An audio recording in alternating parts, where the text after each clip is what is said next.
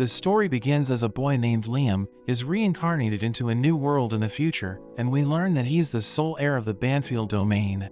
On his 5th birthday, his mother tells him she has a special present for him, but he's confused as he opens it, because he doesn't know what the item is for. So she reveals that it's an order sheet for an AI-made robot, and she tells him he can customize every part of it according to his taste. He notices that he can even customize certain features, which he thinks aren't appropriate for a 5-year-old, but she notes that if he doesn't choose something, his mate won't have that part. So he should choose everything carefully, or else he'll regret it in the future. His father arrives, and he gifts their family's entire domain to Liam, which surprises him, and he realizes that he'll be the new count. His father mentions that they'll be leaving for the Imperial home planet, and gives him complete authority over everything, but in exchange, he asks Liam to send them a regular allowance. He agrees to their condition, and they leave after signing the contract, telling him his new AI mate will take care of him. Liam is happy with his new life, since he has everything he could ever ask for, but he plans to become an evil lord and take advantage of his people. We learn that he's suffered in his previous life, because he found out that his wife was cheating on him with his boss. He realized that his daughter wasn't his own, and he was even framed for stealing money from his company. His health quickly deteriorated after that, and when things seemed to be at their worst, a man called the Guide appeared, asking him if he was going to let his wife and boss get away with everything. So he mentions that he wants to get revenge, and seeing his raw emotions makes the Guide happy. Liam wishes he had a second chance, so that he can live for himself and ignore everyone else, and the Guide notes that he's there to reincarnate him to another world. He shows him some options, and Liam decides on the world with robots and battleships, because it's similar to his favorite video game. He signs the contract, and the Guide wishes him luck, while Liam decides to put his own happiness first in his new life.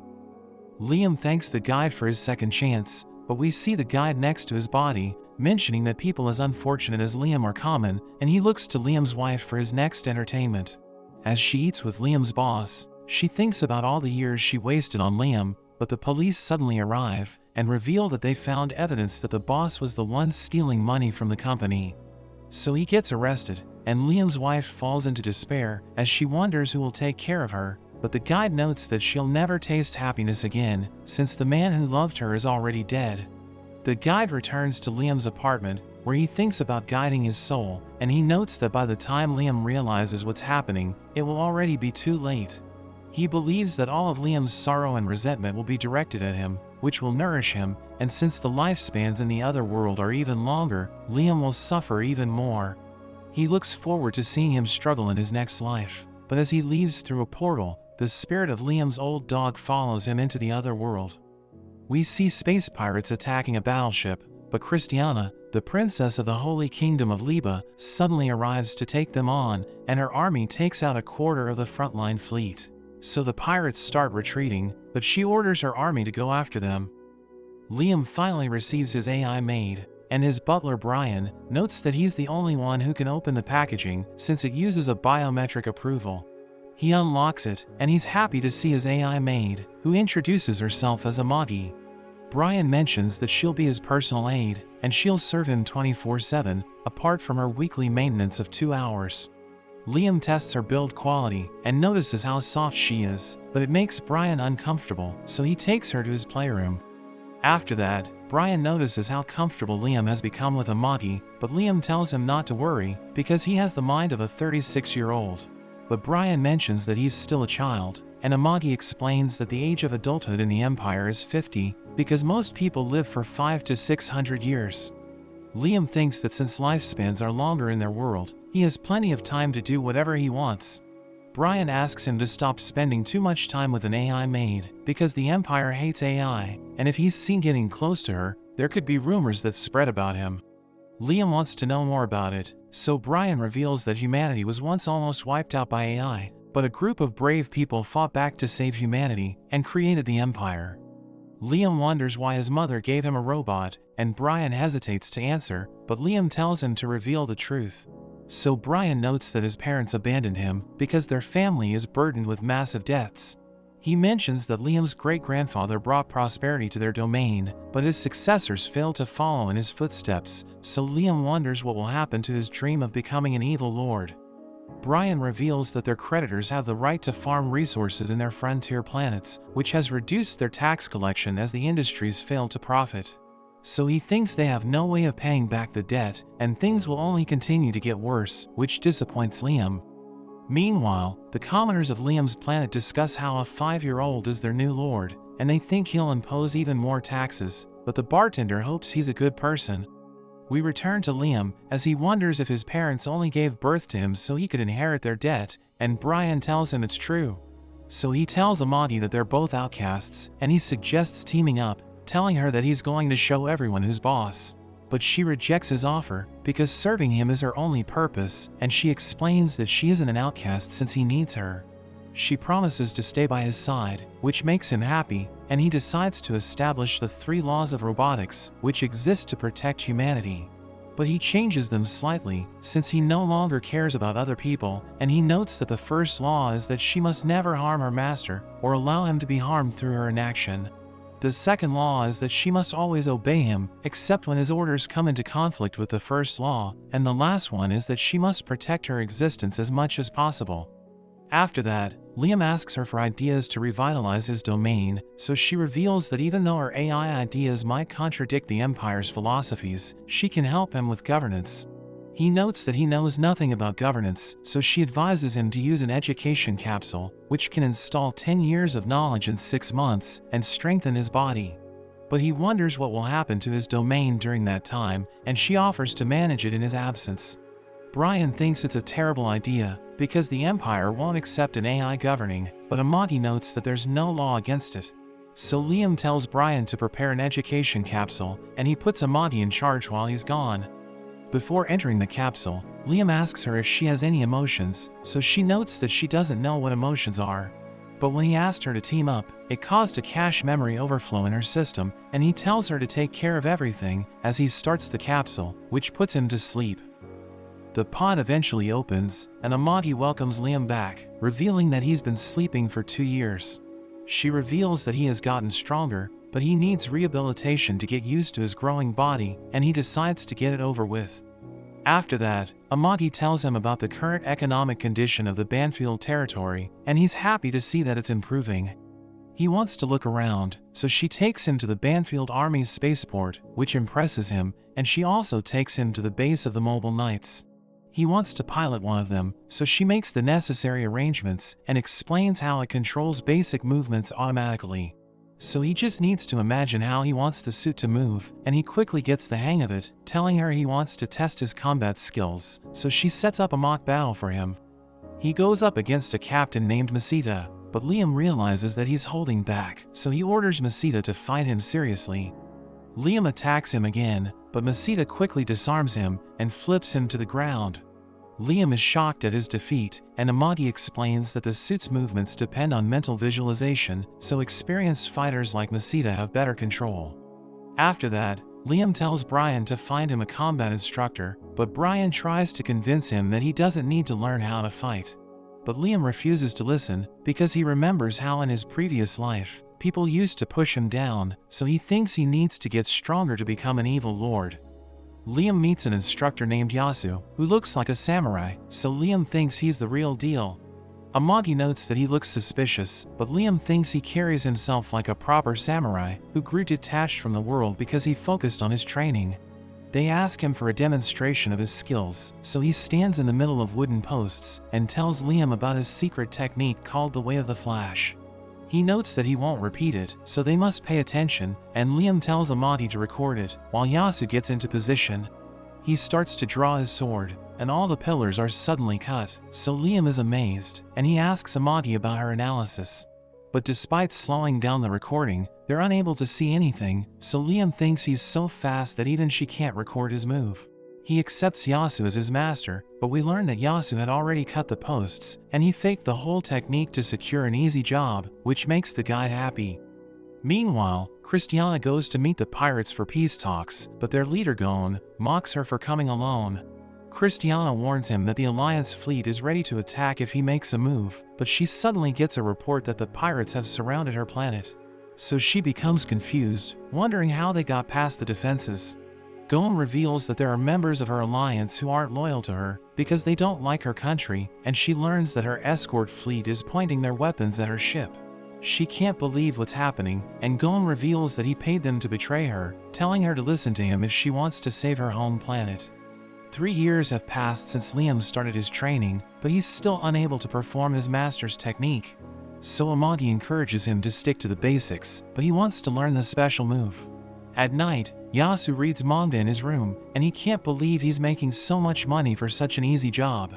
He wishes it could stay like that forever, but Liam suddenly arrives, so he quickly hides his manga and acts serious. Liam notes that he wants to learn his secret technique, but Yasu threatens to stop teaching him because he had already told him that he would only demonstrate it once. He pretends to be angry, so Liam immediately apologizes and decides to leave, but Yasu is glad that he's gone because he can't teach what he doesn't know. Meanwhile, Christiana is captured by Gon's pirates, and she asks him what he plans to do next, so he tells her he has prepared the best seat for her. She doesn't understand what he means, so he orders his fleet to aim at her planet, and she begs him to stop, but he gives the command to fire, and she watches her planet get destroyed. On Liam's planet, we see that he's frustrated because he can't learn the secret technique, and Amagi gives him the monthly report, showing him the graphs of their economy. She notes that their debts haven't changed, but their production and sales are growing, and he's happy with the progress. But she notes that the growth is slower than expected in programs like welfare, so he checks the welfare financial reports and sees a few issues, so he summons the man in charge. Liam tells him that he knows he's been hiding his corruption with fake invoices and changing suppliers, but the man continues to defend himself. Amagi reveals that an embezzlement case was opened against him, but he pinned the blame on his subordinate, who was executed without evidence. Liam remembers how he suffered during his past life, so he becomes angry and executes the man on the spot. He tells Amagi to execute all the corrupt nobles, but she thinks he should relax, since it's his first execution. He's so shocked that he's unable to drop the sword, so she helps him put it down and explains that if they execute all the corrupt nobles, they will have no one left to do the job for them. She suggests using AI dolls for administration, and he gives her the authority to do whatever she wants, telling her he doesn't care about his reputation. At the bar, everyone talks about how Liam punished corrupt officials and increased the compulsory education from 3 to 6 years. But they're happy that business is booming, and no one could have predicted that he would achieve so much in just 5 years. Liam wants to check his progress after mastering basic sword fighting, but Yasu tells him that standard suits will prevent him from becoming truly exceptional. So he wonders if they have an alternative, and Masita tells him about a personal unit that his great-grandfather used to pilot. We go back to when Yasu looked for things to steal in the storage room, because he knows that Liam has almost mastered swordsmanship, so he thinks he's about to lose his job. He finds an old robot, and thinks he can use it to trick Liam so that he can keep his job for a bit longer. We return to the present, as Liam tells Brian to repair the mobile knight Avid. But Brian can't understand why he insists on using a difficult manual model, or why he's been slashing in the air for days. So Liam notes that he's trying to recreate Yasu's secret technique, and he'll continue to practice until he masters it. Amagi goes to check Avid, and she thinks Yasu isn't a sword master, but since Liam wants to use it, she'll do her best to restore it. The next day, Liam and Amagi meet the weapon factory's engineer named Niaz, who they called to repair Avid. Niaz notices that Amagi is an AI doll, so Liam thinks she might dislike her, but she's thrilled to see such a high-spec android. They take Niaz to Avid, and Liam wonders if she can fix it, but she notes that it's practically dead, so she suggests buying a newer model. But he refuses her offer, telling her he wants to use it, so she warns him that the repairs won't be cheap, because it's so old that they don't have the replacement parts for it. But he doesn't care about the cost, telling her he wants it to be perfect, so she becomes excited and accepts the offer.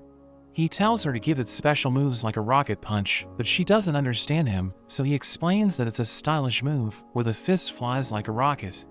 Yasu arrives, and immediately falls in love with Niaz, but when he tries to approach her, she ignores him, since she's busy discussing the rocket punch with Liam. She agrees to fulfill Liam's request, but Yasu becomes jealous, thinking she prefers Liam over him. He takes his revenge by putting Liam through a brutal training regimen, where he balances on a log, while Yasu shoots tennis balls at him. Liam tells him how difficult it is to balance with a blindfold, and his sword is also too heavy, but Yasu explains that he needs to use all of his senses. Meanwhile, Gon tells Christiana that he's taking her to his treasure island, where he'll add her to his collection. He shows her his pet, but a scientist notes that she's dead, so they throw her into outer space, and Gon notes that Christiana will replace her.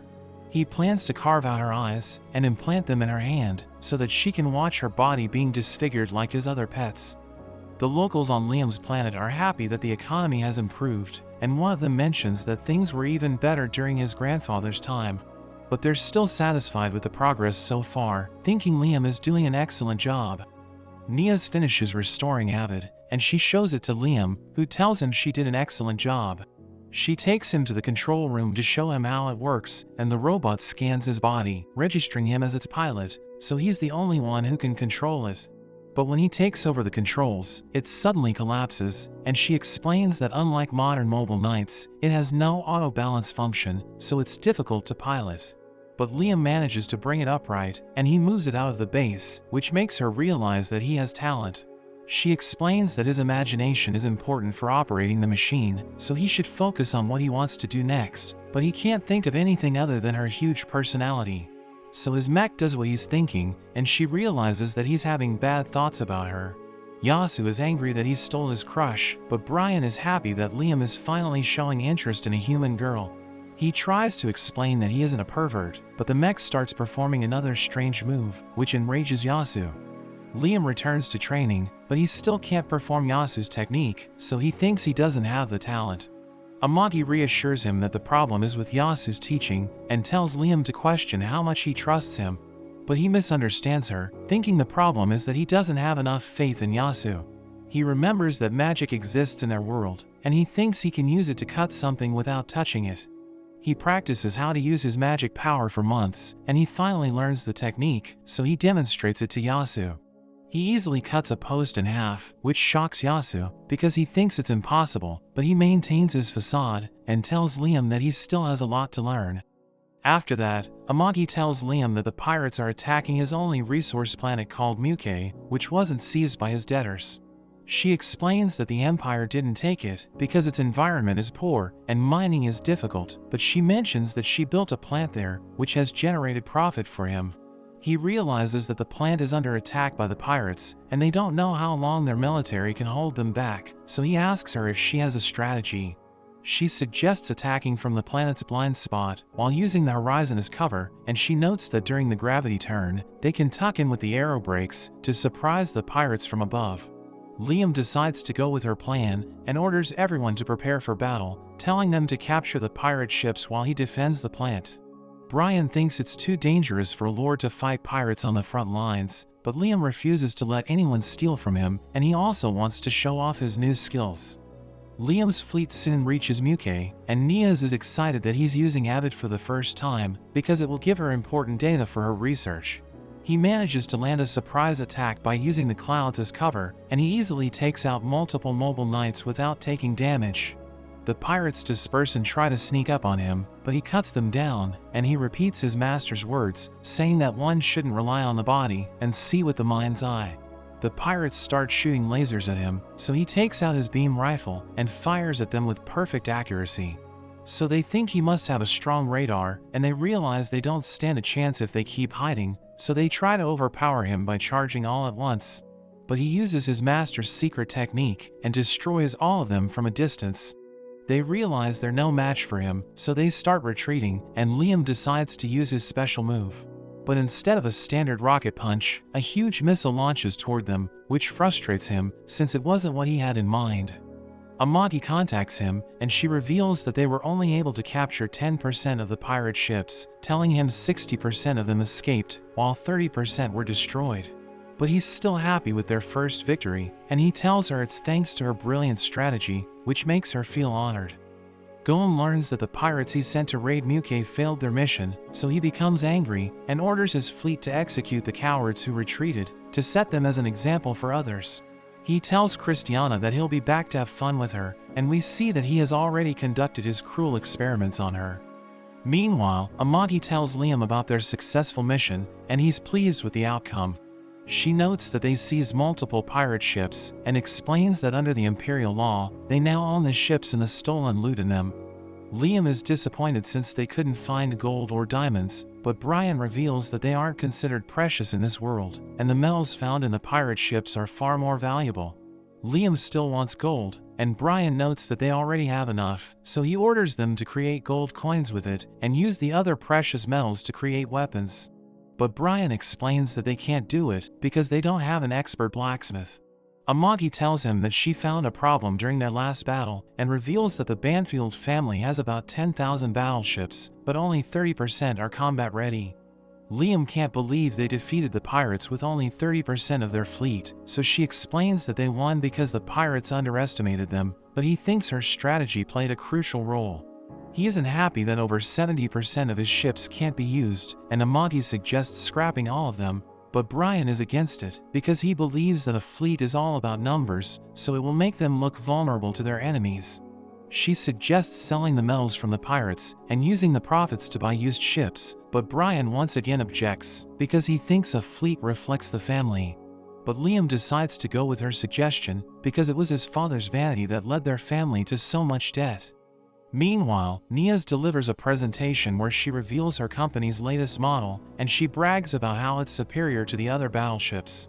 But her competitor Ulyssia presents her company's latest design, and unlike Niaz's ship, which focuses on practicality, it's designed for comfort and entertainment.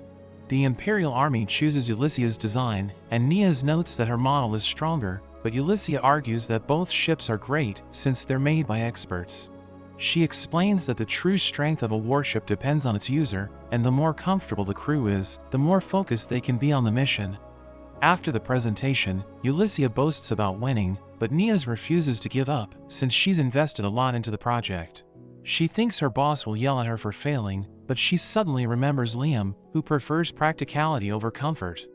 Meanwhile, the guide continues to feed off everyone's negative emotions, and he thinks Liam must have already failed in his new world. But when he heads to his planet, he's surprised to see that it's thriving, so he wonders if he made a mistake. But he recalls that he had sent the worst sword instructor he could find, and even made Liam inherit his family's debt.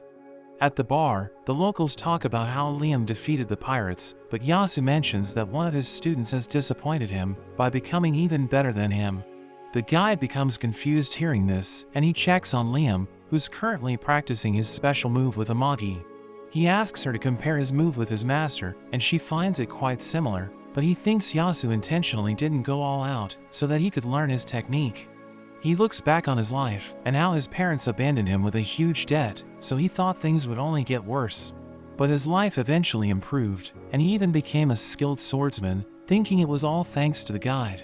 The guide hates seeing Liam's positivity, which is like poison to him, but he survives thanks to Yasu's negative emotions.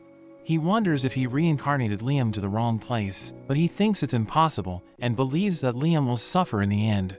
Amagi tells Liam that the Imperial Army is upgrading its fleet and selling old models at a discount. But she mentions that there's a condition where the buyer must also accept the current crew members because the Empire is trying to get rid of unwanted personnel. She mentions that it would cost a lot, but they can manage it, and she notes that the experienced officers would be useful. The guide hears everything, and he plans to send serious and earnest soldiers who won't tolerate the actions of an evil lord, so that they'll turn against Liam. Yasu is still recovering from his hangover, but Niaz suddenly arrives, and she praises him for turning Liam into a first-rate swordsman. Yasu thinks she's falling for him, but she asks him about Liam's taste, and he misunderstands her, thinking she's openly flirting with him, so he reveals all of his fetishes. The next day, Niaz shows up before Liam, and she's wearing the outfit Yasu described. He realizes that she wants to sell something, so she confesses that she's there to sell her battleships, but he tells her that he already bought old ships from the Imperial Army. She mentions that she failed in her presentation, so he's her only hope, and he needs to buy at least 100 or 200 of them. She notes that he doesn't need to pay for it up front, but Liam refuses to fall into debt again, so she tries to seduce him. But he recalls how his wife also bought such dresses, and she never wore them while she was with him, so he wonders if they were for his boss. He takes pity on her and decides to buy 300 ships, so Niaz promises to deliver them right away. After that, Niaz contacts her coworker, and she claims that she made the sale thanks to her charm, but her friend refuses to believe her since she's so stiff. Brian and Yasu overhear their conversation, and Brian thinks his master fell into a honey trap, while Yasu thinks Liam got lucky with her. Liam receives the ships he purchased from Nia's and the Imperial Army, but Yasu is still angry at him for stealing his girl, and the guide notices his hatred for Liam.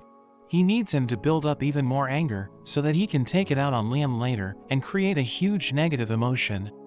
Liam and Amati visit their new warships, and even though he doesn't regret his decision to buy them, he understands why the Empire chose the other models, because Nia's ships aren't as luxurious. So she argues that luxury has no place in combat, but he notes that people still prefer comfortable ships. She tells him about the maintenance needs, and offers an extended warranty, but Liam declines it. She requests that he give her a few of the pirate ships, but he refuses, since he wants to add them to his fleet. Amati suggests giving Nia's a small portion of them, but she must convert the rest of them to work with their fleet. She accepts the deal, because she wants to study the pirate ships, and she notes that standardizing them is easy compared to getting data from the pirate tech. Liam comes up with an idea, and he decides to check the pirate ships, but they're completely different from the battleships he's used so far. Nia's is also amazed by the pirate tech, but he spots a steering wheel and tells her to add one to his ship. She thinks it's useless compared to standard controls, but he notes that it looks cool, so he doesn't care if it's inefficient. Nia's explores the ship and learns that it has gravity lasers that operate in the imaginary plane, while the ether generator uses the opposite phase. While she looks around, Liam sees a dog, and he follows it to the ship's navigation room. Amati powers it up and explains that the navigation room records every route the ship has taken, telling him it has been raiding all across the Empire. But she notices that every time they finish looting a planet, they warp out to one of the gates in the Empire's border area, where the Empire and other nations are engaged in combat. He realizes that it's a lawless area outside the reach of the Empire's control, so it's a perfect hideout for them, and he asks for the coordinates, but she mentions that they shift every time. But she notes that there appears to be a pattern, and thinks the hideout isn't a tiny rogue planet, but because of its strange orbit, it's impossible to reach the base without knowing its exact location. Liam believes it isn't a base, but a treasure island where the pirates stash their loot, and he decides to go on a treasure hunt. Meanwhile, Gon meets the survivors from Liam's earlier battle, and he's shocked that they lost to such a low-ranking noble. He orders his men to prepare for war against the Banfields, but before leaving, he kills the pirates who lost to Liam. Liam's fleet prepares to attack the treasure planet, but Amati tells him that they need to pass through the Domus Warp Gate to reach the Pomona Gate near the border. She requests clearance, but they aren't allowed to enter, and the manager explains that to use the gate, they must pay a toll that will be based on their number and jump length. Liam assures him that they'll pay it later, but the manager tells him that he must pay up front, because the Banfield house is known for its huge unpaid debts. He also mentions that they can pass if someone trustworthy writes them a letter of credit, but their family unfortunately doesn't have good relations with the other nobles. Liam tries to persuade him, but he doesn't listen, so he decides to talk to him in person, and Amati isn't sure if it will make a difference, but Liam is confident in his negotiation skills. Meanwhile, Gon and his fleet reach the Pomona Gate, planning to warp to the Domus Gate and destroy everything Liam has built. Liam goes to see the manager, but he refuses to let him pass without payment, so he lies that he needs to meet his mother, who's in critical condition. But the manager knows that he's lying, since he brought an entire fleet of warships with him. The manager suddenly receives a message that Gon's fleet is coming, so he tells Liam he has other matters to attend to, while Liam sees the dog spirit again, so he decides to follow it. The manager and his men set up a wormhole connection for the pirates, and one of his men realizes that it may put the pirates face to face with Liam's fleet. But the manager doesn't care, and they all decide to turn a blind eye. Liam arrives at the control room, but he notices that it's empty, so he thinks the manager intentionally left it unattended after setting up a connection to Pomona. But he realizes the wormhole is flowing in the opposite direction, so he adjusts the controls, which messes with the active wormhole, trapping the pirates inside it. Amati tells him to return to the ship, because she's secured a letter of credit, which surprises him, wondering who could have helped them. So she reveals that it was Nia's weapon factory, which offered it because he bought their new model and gave them pirate ships to study. Liam's fleet goes through the warp gate and emerges at the Pomona Gate, from where they make a short jump to the treasure planet. Gon's fleet remains trapped in the wormhole, and they notice that they have exceeded the expected travel time, which makes them anxious.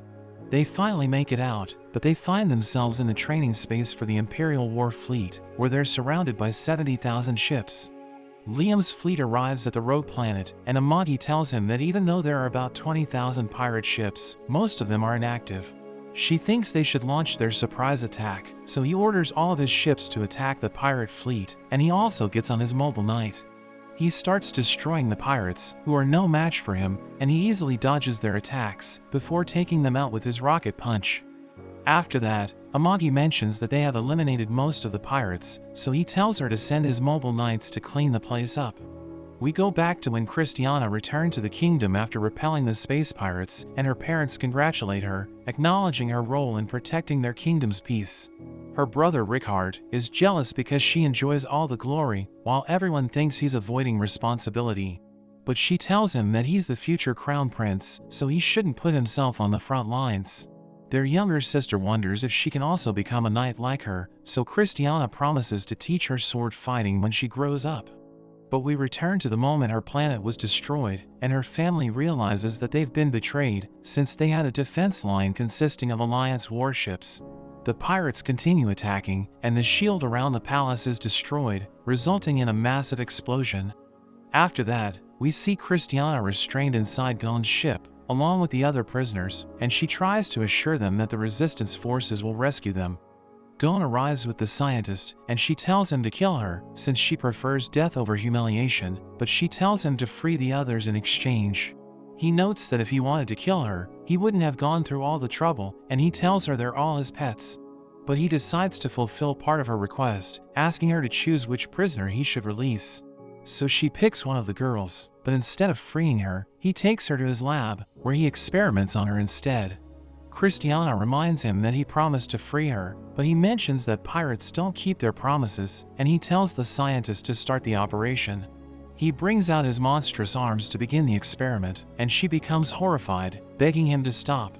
But he reveals that if they don't finish the operation, the girl won't survive, so Christiana starts crying and ends up passing out. When Christiana wakes up, Gon tells her to look at her friend, who wonders what happened to her. He mentions that he'll transform her into something even better, which shocks her, and she asks him why he's doing this to them.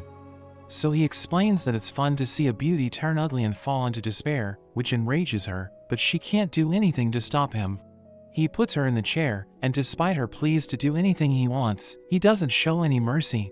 He wonders what happened to the brave girl who was asking him to kill her, and he reveals that he chose her to be the second subject, so that he could see true fear in her eyes.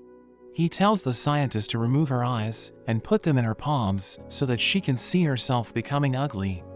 After the experiment, Christiana asks the scientist to kill her, but he refuses to do it, since she's the captain's favorite, telling her it won't be fun if she gives up so easily.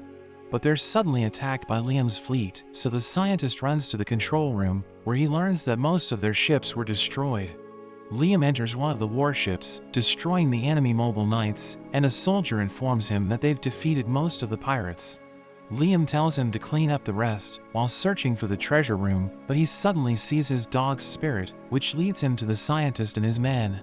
He tells them to hand over the treasure, but the scientist thinks he wants a pet like Gon, so he takes him to his lab. Liam's men struggle to keep themselves composed after witnessing such a heartbreaking sight, and as Liam sees Christiana, the scientist notes that she's Gon's favorite. He starts bragging about his creation, but Liam remembers how he's suffered during his past life and shoots the scientist. He's about to leave, but Christiana asks him who they are, so he introduces himself, telling her he has taken control and killed the scientist who tortured them. She starts crying and begs him to kill her with the other subjects because they can't live as humans after what they have gone through, but he refuses to do it and tells her that he'll save her. He tells the guards to bring medics, and a soldier asks him if he'll really save them because regenerating their bodies using elixir is ridiculously expensive. Liam notes that it's against his principles of becoming an evil lord, but he can't just ignore them, and Amagi tells him that they've found the treasure, so they don't have to worry about the cost. Meanwhile, the guide continues to feed on negative emotions, but he isn't satisfied, so he wants to see Liam suffering. Nias comes to meet Liam, and she congratulates him on his victory, but to celebrate, she asks him to buy battleships from her. He mentions that he surprised the pirates while their main fleet was away, so they didn't suffer many losses, and they don't need more ships. But she reminds him that she provided him with a letter of credit, which helped him get there, so he decides to buy from her, asking Amadi if they can afford more warships with the treasure. So she tells him that after paying debts and setting aside the administrative budget, they can afford another 5,000 ships. Nias thanks him for buying thousands of ships and runs away, but he chases after her, telling her he didn't agree to that. In the hall, Yasu wonders what excuse he should use to get more money from Liam, but he stops as he sees Nias, who informs her manager about the sale of 5,000 ships. She lies to him that she made the deal after sacrificing her pride, which enrages Yasu, and Liam looks for her, but Yasu calls him outside, since he wants to punish him for going after his girl. He puts a blindfold over Liam's eyes and places weight on his sword, before launching hundreds of balls towards him. He fails to defend himself, but Yasu increases the intensity even more, telling him he'll bring shame to the way of the Flash if he can't get rid of them. Liam thinks it's impossible to defend against so many attacks, but Yasu tells him that nothing is impossible in their world, and Liam realizes that he can use magic to defend himself. He creates a magical shield around him, which deflects all of the balls and destroys the drones that were shooting at him. Yasu is amazed at Liam's achievement, but he's worried that Liam might kill him if he discovers that he's a fraud, because he's been killing the corrupt officials and pirates. So he tells Liam that he has nothing left to teach him, but he should continue training on his own. He insists on continuing their lessons, but Yasu notes that Liam can't rely on him forever, and he leaves after declaring that Liam is a master of the way of the Flash, which makes him honored. Yasu runs away in fear, while Liam looks back on all the progress he's made, and he once again thanks the guide who reincarnated him.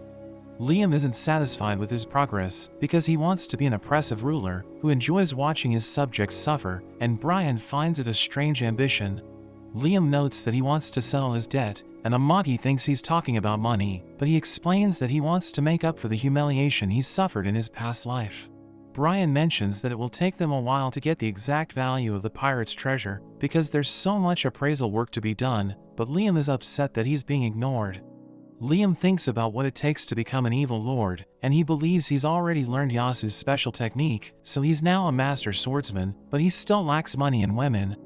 A merchant named Thomas arrives from the Henfrey Trading Company, and he thanks Liam for defeating the pirates. He gives Liam gold as a reward, which makes him happy, and he wonders what Thomas needs in return.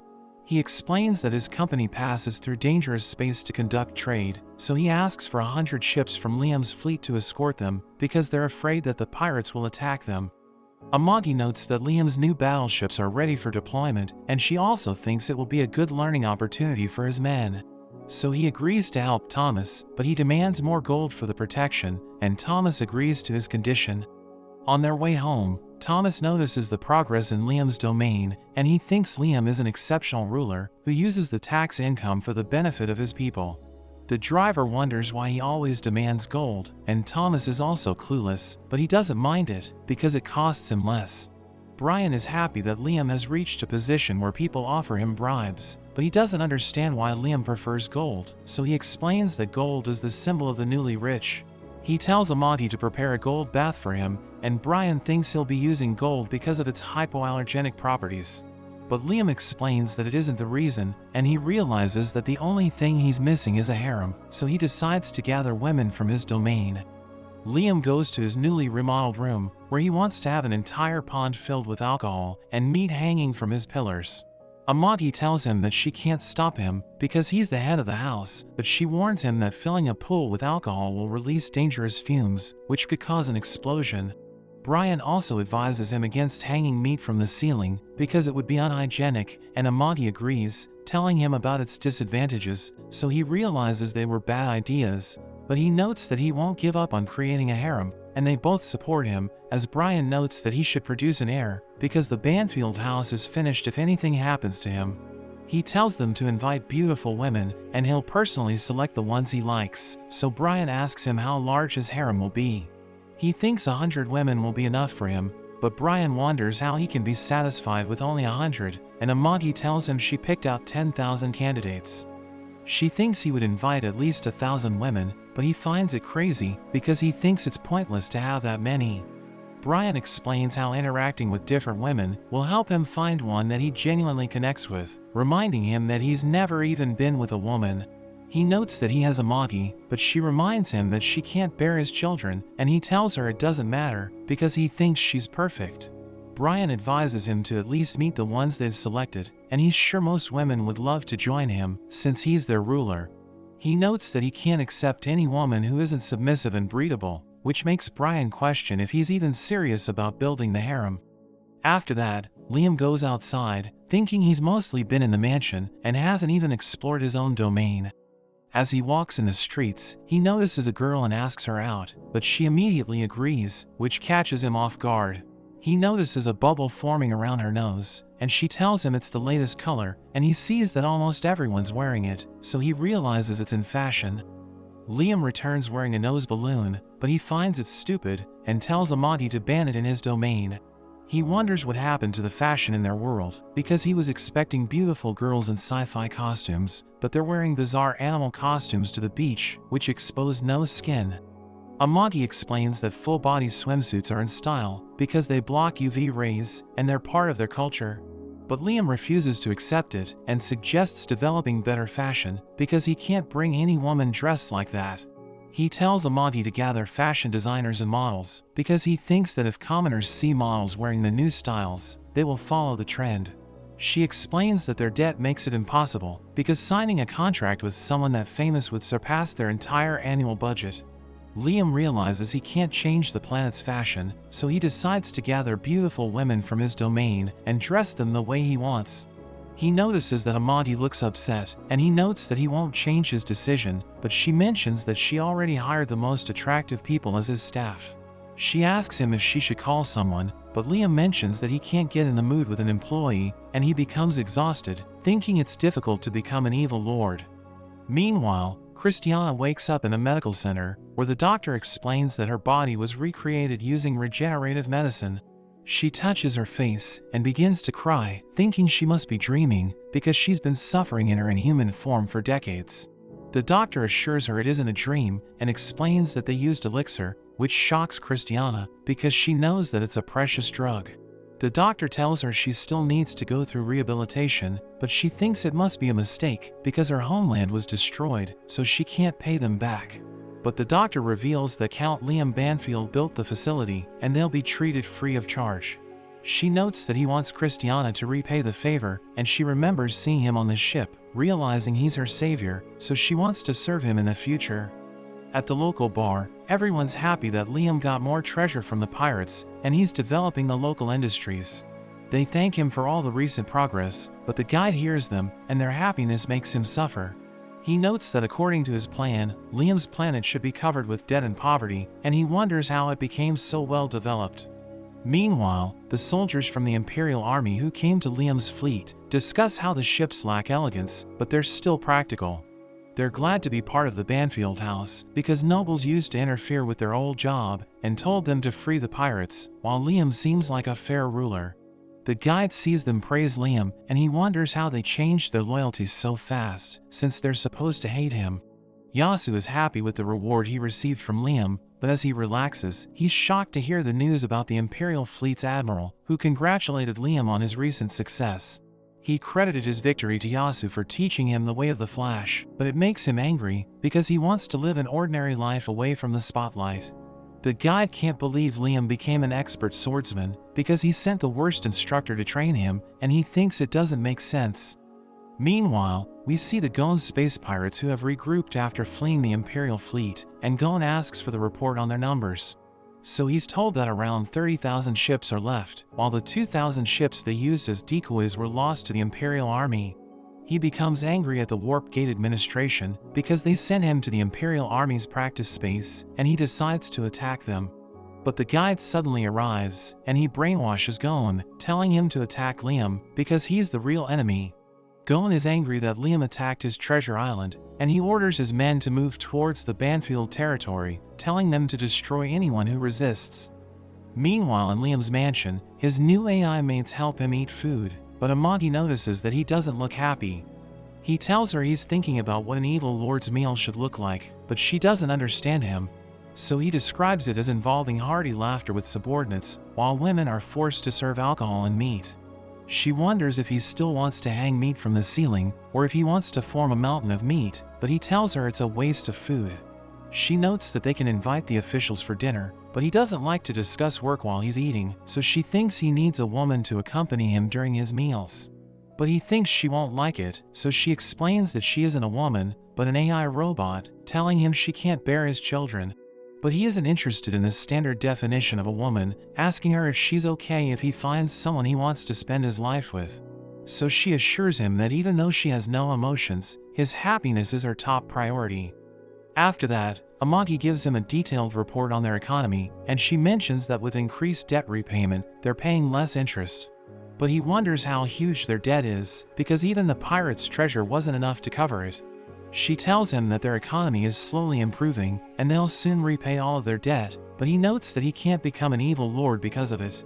She wonders what he wants to do as an evil lord, so he tells her he wants to increase taxes and make everyone suffer, but she notes that it wouldn't be sustainable for the long term. She explains that if their region's economy suffers, it will affect their ability to pay their debt, which makes him remember how he was traumatized by debt collectors in his previous life. She wonders if he isn't satisfied with his life, so he explains that it isn't the case, because he has money and power flowing his way, and he even has her by his side. She notes that even though she can't understand things like ambition and dreams, she'll always support him, which makes him happy. Meanwhile, the AI mates clean the room, but they think they're wasting their time cleaning the abandoned rooms, and they wonder why Liam made them with max specs. They think he's impressive, because he named all of them, and he can recognize them despite their similar appearance. One of them mentions that when she tried to copy another maid's hairstyle, Liam called her by her name and asked her why she was imitating another maid. She reveals that she recorded everything, and she's keeping the video as her personal treasure, but Amagi orders her to delete it, because it might harm his reputation. One of the maids wonders if it's alright for Amagi to be close to him, since the people in the Empire don't like AI, so she explains that it isn't her choice, and she's just following their master's orders.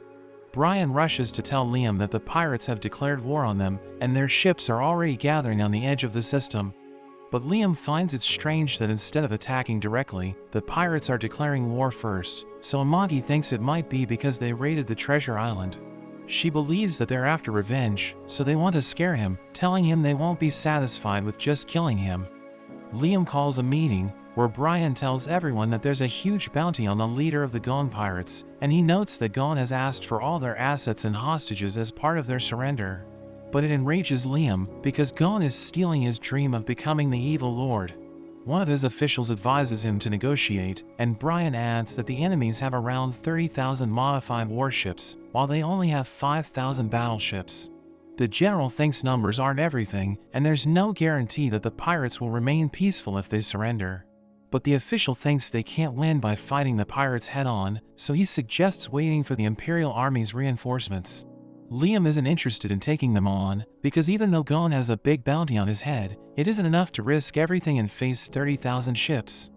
Amagi mentions that she's analyzed the pirate ship data, and based on her calculations, they only have a 3.8% chance of winning against them. Brian wishes that Niaz's company had finished their latest weapon so that they could have a chance to defend themselves, but the guide suddenly arrives, and everyone freezes except Liam. The guide reveals that he called the pirates, and he reminds Liam about his family's debt, telling him he can use the pirates' treasure to pay for it. Liam notes that he's already taken it, but the guide mentions that it's only a small portion, telling him they're carrying an even bigger treasure, and defeating them will also earn him great honor. Liam is excited that the guide has planned everything for him, and after he leaves, Liam tells everyone to prepare for war against the pirates. They think he's being reckless, because they don't have the resources to take on such a powerful enemy, but he doesn't care, telling them to follow his orders. The guide goes to a bakery, where he tries to feed on a girl's disappointment as her favorite croissant runs out before her turn. But his plan fails, as the staff brings another tray of freshly baked croissant, so he becomes angry. But he reassures himself that he still has Liam, who will soon fulfill his thirst for negative emotions. Amagi contacts Brian, and he's sad that just when their domains started to make progress, they're being attacked by the pirates. Amagi tells him they haven't lost the battle yet, and even though they have a low chance of winning, it's still better than surrendering to Gon, because he's known to wipe out planets. The guide wants Liam to be captured by the pirates so that he can become Gon's toy, and his gratitude will turn to hatred, which the guide looks forward to consuming. Gon learns that Liam's fleet is arranged in a defensive formation, which impresses him, and he tells everyone that whoever captures Liam will receive double the reward. Meanwhile, Liam is bored as he waits for his enemy to make the first move, but the soldiers tell him they can't afford to be reckless because they have limited resources. He wonders how they're struggling even though they haven't started fighting yet, so a soldier explains that in space, being able to see the enemy means they're in close combat. They're suddenly disturbed by a warning that 500 ships are attacking them from above, but Liam learns that the ships belong to soldiers who surrendered after being defeated by the pirates. Liam realizes they're just pawns, and we learn that anyone captured by the pirates is killed if they disobey orders, so they had no choice but to switch sides. Amagi thinks they shouldn't trust the soldiers who changed sides and joined the pirates, so Liam decides to take them out. In the enemy flagship, Gon learns that their advance team was wiped out, which impresses him, and he orders his men to attack Liam's fleet, as he notices a small opening in their formation. But they suddenly retreat, and Gon thinks they're running for their lives, so he orders his men to charge. But it turns out to be a trap, and we learn that Liam's ships placed invisible mines in the area, which start destroying Gon's fleet. But he ignores the danger, and orders his men to continue advancing, because they're using their expendable allies in the front rows. The commander of Liam's fleet suggests that they also use a similar strategy and protect the main ship, but Liam rejects the idea, because he doesn't want to sacrifice his men. He tells Amagi that he's going out with Avid, which worries the commander, but Liam tells him to be quiet and orders Amagi to lead the fleet in his absence. She quickly analyzes the situation and orders everyone to charge forward, while Liam tells them to obey her command. He gets in his mobile knight, and she orders their fleet to charge at full speed, which worries the soldiers. But she explains that without Liam, they have no reason to protect their flagship, which is the strongest in their fleet, so the best option is to use it to protect him. They're impressed by her loyalty, and issue orders to deploy all the mobile knights to cover Liam as he takes off with Avid. He promises to make the pirates regret their decision to fight him, and he activates the warp drive, which shocks the pirates. They wonder if it's a suicide attack, but they're surprised to see only a single mobile knight, and Liam dodges their lasers as he destroys multiple ships. The pirates send out their mobile knights to fight him, but he easily cuts through them, and he finds them boring. He takes out his cannons to shoot down several enemy ships, creating an opening, while Amagi decides to take advantage of it and goes right through the center of the pirate fleet. He continues firing, but he runs out of ammunition, and a pirate knight suddenly attacks him from behind. They start fighting, and the knight asks him about his fighting style, so he mentions that he's a student of the Way of the Flash. But the knight notes that he's never heard of it, so it must be fake, which enrages Liam, and he decides to show him his true power. He finishes him off with his special move, but he soon realizes that if he kills everyone, there will be no one left to spread his name through the universe, so he considers sparing some of the skilled fighters. Gon can't believe how such a poor house can afford to hire a skilled knight, which makes Liam angry, because they are poor.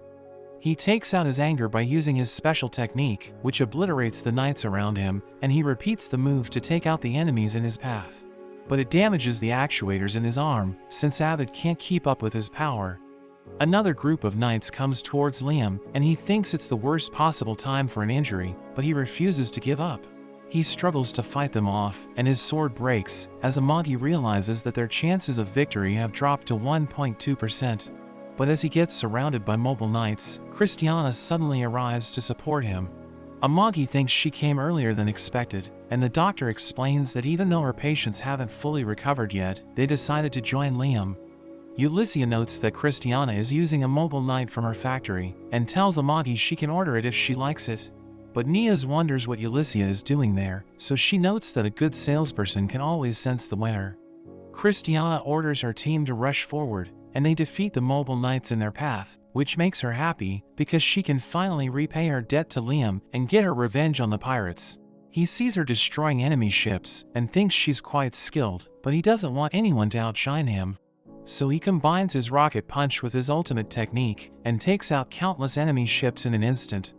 Gon can't believe his battleships are being wiped out by a single knight, while Amagi notes that their chances of victory have increased to 83% because Liam has divided the pirate fleet. He slices through the pirate mobile knights, and he thinks they're weak, but he looks forward to getting the reward after he defeats them.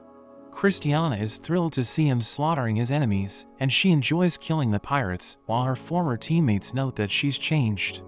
Amagi looks at the radar, and she warns Liam that enemy mobile knights are approaching him, so he thanks her and rushes to face them.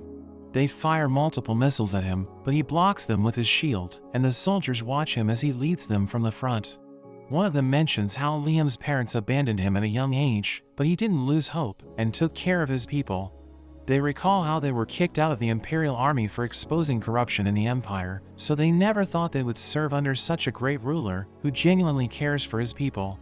Liam sees Gon's ship, and he fires missiles at it, but the shield fleet protects it.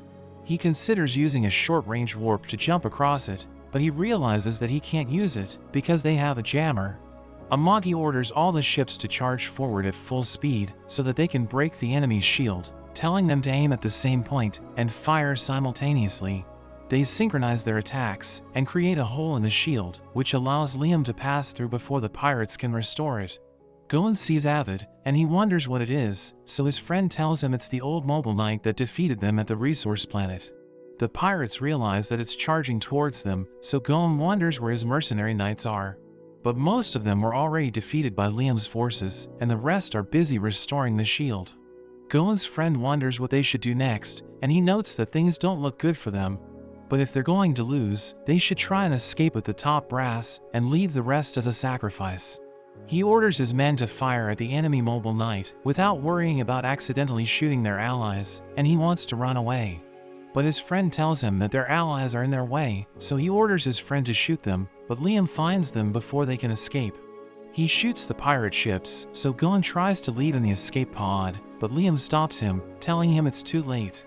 Liam's forces arrive, and he tells them it's time to find the treasure, but they wonder if it's safe, because the enemies might blow themselves up. But Liam thinks they are brave enough to do it, since they were trying to escape. He unleashes several rocket punches, which destroy the enemy ships, and he leaves to look for the treasure. He enters the flagship through one of the holes created by his rocket punches, but the soldiers wonder if it's safe for him to walk in the front, and he notices a few pirates hiding there. So he shoots them down, but the soldiers are surprised that they have access to such expensive gear, which makes them invisible, and Liam thinks it's a sign that they'll find good treasure. They open a door, where they find a squad of pirates ready to shoot them, but instead of being scared, Liam tells his soldiers to lower their weapons. The leader notes that they used to serve greedy nobles, who are no different from pirates, because they're also greedy degenerates. He challenges Liam to fight them, but he walks past them, and uses his master's technique. He tells his men to move, but they hesitate, and the pirates are suddenly cut down, so his soldiers realize they're serving an incredible master. Liam continues to take out the pirates in his path, and he soon reaches the control room of Gon's flagship, but Gon had already betrayed his friends to escape. Liam kills everyone except Gon's second-in-command, who offers to show them the treasure, telling them he was forced to work for Gon. He begs Liam to forgive him, and starts buttering him up, but Liam cuts his head off. The guide sees Liam's forces destroy the pirate fleet, wondering how he became so powerful, and he feels pain, because Liam is grateful to him. He decides to give Gon special powers, so that he can fight Liam, and he notes that it goes against the way he does things, but he thinks he has no other option. Gon tries to escape, and he considers begging for his life, but he knows that he'll just get executed if he does that. The guide arrives, and he gives a dark power to Gon, turning him into a monster whose body is stronger than metal. Gon feels an energy flowing through his body, and he realizes that he's no longer afraid of anything, because he now has the power to defeat anyone. The guide leaves, but Liam's dog's spirit enters the ship, and he guides Liam to the cube dropped by Gon. Liam continues to follow his hints, and reaches a dead end, so he decides to break the wall. He finds several antiques, including a katana that he really likes, so he decides to take it. He suddenly receives an emergency transmission that the soldiers are struggling to take down a monster, who tells one of them to take him to Liam, but the soldier refuses to cooperate. Liam suddenly attacks Gon with his sword, but it breaks because Gon's skin is hard as metal, so he takes out his new katana. It easily cuts off Gon's hand, and he realizes that Liam is using his treasure, so he becomes angry and charges forward, but Liam slices off his other arm. He notes that he loves his new sword, and Gon tries to regenerate his arm, but Liam slices off his limbs. Gon screams in pain, and he thinks it makes no sense, wondering how he can be so powerful. He tries to bribe Liam, promising to give him his hidden treasure, but Liam refuses to accept it, telling him all of his treasure already belongs to him. Liam notes that he'll get a huge bounty for giving him to the Empire, which will add to his achievements, and Gon tries to attack him with all his remaining power. But Liam cuts off his leg, and Gon begs for forgiveness, but a soldier reminds Liam that he killed their comrades. Liam thinks it's important to keep him alive for the bounty, but he learns that for such a dangerous criminal, he'll still get the money even if he kills him, so he finishes him off. After that, Liam's planet continues to prosper, and his people are happy that he defeated the pirates, because it improved the Banfield family's reputation. We learn that their lives are getting better, and they think they're blessed to have him as their lord, since he restored their planet to its former glory. Thomas visits Liam and shows him how much the pirate's treasure is worth, but Amagi tells him it still isn't enough to pay his family's debt. Thomas asks him about the device he used to heal Gon's experiments, telling him its developer is asking for clinical information, and Christiana joins them, telling them she has completed her rehab. Liam tells her to show them the result of her treatment, so she removes her clothes and shows that she's completely back to normal. Nia suddenly arrives, but she thinks Christiana is trying to seduce Liam, so she also undresses and asks him if he likes her. Christiana takes out her sword and tells Nias to stay away from him, but Ulyssia also joins them and tries to sell her products to him. She mentions that she has super dreadnought battleships for sale and he wants to buy them, but Amagi notes that he needs the Empire's permission to do it. Nias and Christiana continue to fight over him, and Brian is happy seeing this, because Liam is finally surrounded by real women. Brian mentions that Liam is invited to the capital planet, where he'll be awarded the Medal of Honor for defeating the pirates. So he heads to the capital, where his family suddenly visits him, but he can't even recognize them, because he hasn't seen them for over 4 decades. He recalls that his father made him shoulder their family's debts, and abandoned him to take care of their domain, so he thinks his father is a terrible person. His mother recognizes Amagi, but she tells him not to keep her in the palace, and his grandparents want him to get rid of her, because she's ruining his image. So she prepares to leave, but he tells her to stay, and he wonders what his family wants from him. So they reveal that they want money, because they know that he earned a huge reward for defeating the pirates, and they try to butter him up, but he orders Amagi to make them leave. His father becomes angry, and reminds him that they were the ones who raised him, but he threatens him with his sword, and tells him to leave. So they walk away, thinking they didn't raise Liam properly, and he wonders if he needs to pay their debts again. So Amagi explains that he isn't obliged to pay, but their creditors will visit him, and she suggests raising their allowance, so that they won't damage his reputation. He decides to pay a small portion of their debts, and tells her she's the only family he has, but we see the guide watching them, and he curses Liam for doing well in life. We see Liam's parents as they receive a document, which mentions that he's increasing their allowance, under the condition that they stop bothering him. But they aren't happy seeing this, thinking he's an ungrateful son, and his grandparents start arguing with his father. The guide realizes that he can use them to ruin Liam's life, so he uses his powers to brainwash them, and they decide to apply for an official change of their family's head. They think the best way to get rid of their problems is to remove Liam from power and create a new heir, so that they can take control of his assets, and the guide thinks Liam is about to meet his end. Meanwhile, Amagi sees the dog spirit passing through a door, so she scans the room, realizing Liam's family is inside. She overhears their conversation, and realizes that they're planning to get rid of Liam, so she decides to make her move. After that, Liam's family meets the Emperor, who refuses to change their family's head, because he thinks Liam deserves the position.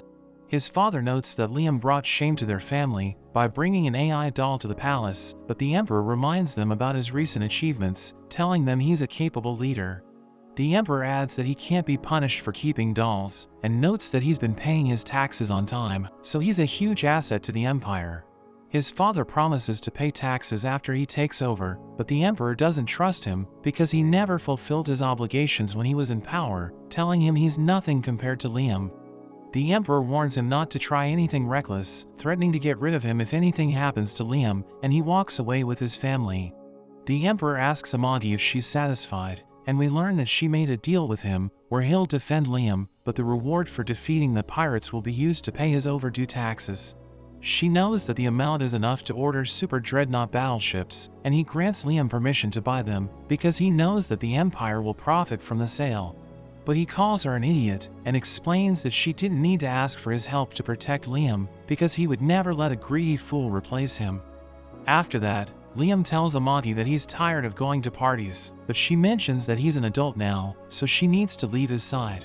She explains that the public hates androids, so his reputation will suffer if she stays with him, reminding him about the first law he gave her, which is never to put him in danger.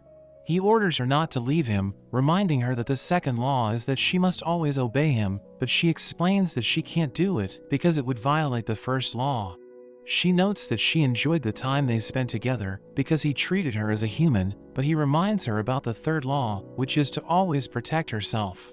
He asks her if she's protecting her feelings, and she notes that she doesn't understand human emotions, but she felt a processor overload when she thought about leaving him. So he realizes that she wants to stay by his side, and he tells her he'll abandon his duties after she leaves him and ruin his life until he dies in the streets. She realizes that abandoning him would endanger his life, and it's a violation of the first law, so she decides not to leave him. He begs her not to abandon him because she's the only family he has left, and she calls him a hopeless master, telling him she'll serve him until the end. Liam returns to his planet, and everyone welcomes him back as he realizes that his new life is perfect. He thanks the guide for giving him a second chance and tells him he's the happiest person alive, so the guide falls into despair as he realizes that he can't ruin Liam's life. But that's where this video ends. Remember to like and subscribe to the channel. Thanks for watching, and I'll see you next time.